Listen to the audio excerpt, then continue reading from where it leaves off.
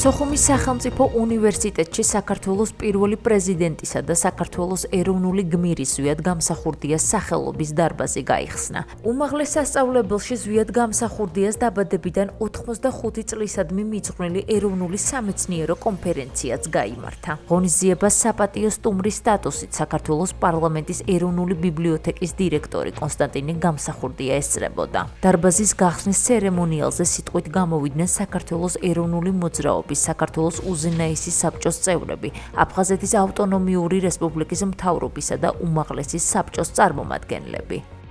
სოხუმის სახელმწიფო უნივერსიტეტში არის ძალიან მნიშვნელოვანი დღე. ჩვენ დავამტყვიეთ ბატონის ზვიადის 85 წლის იუბილეს. დავამტყვიეთ 9 აპრილს რეფერენდუმს და ძალიან ბევრ თარიღებს ერთმანეთთან. დღევანდელი დღე. ანუ ეს არის დარბაზი, სადაც გაიმართება ყველაზე დიდი, ყველაზე მნიშვნელოვანი ეროვნული სახელმწიფოებრივი დანიშნულების ღონისძიება. ეს არის არა მხოლოდ ეროვნული გმირის პატივისცემა, არამედ ეს არის საქართველოს უახლესი ისტორიის წამოწევა ზოგადად და ადამიანების ყურადღების მიქცევა აქეთკენ, რამდენადაც ძალიან ხშირ შემთხვევაში უახლესი ისტორია არ არის სათანადოდ შესწავლილი და არ არის სათანადო დასკვნები და საკმარისი დასკვნები, სიმართლის შესაბამისი დასკვნები გამოტანილი.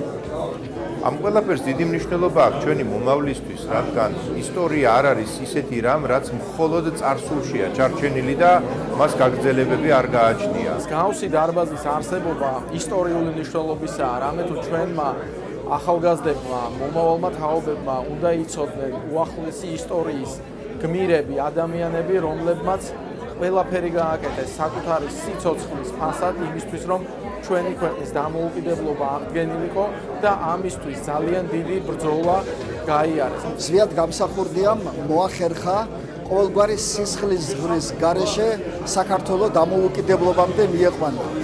მან ჩაატარა რეფერენდუმები საქართველოს მთელს ტერიტორიაზე. ჩვენ ვართ ვალდებული ვიკულიოთ როგორც მისი პოლიტიკური მემკვიდრეობა, ასევე სამეცნიერო მემკვიდრეობა. და სწორედ დღევანდელი კონფერენცია ამას ეძღვნება.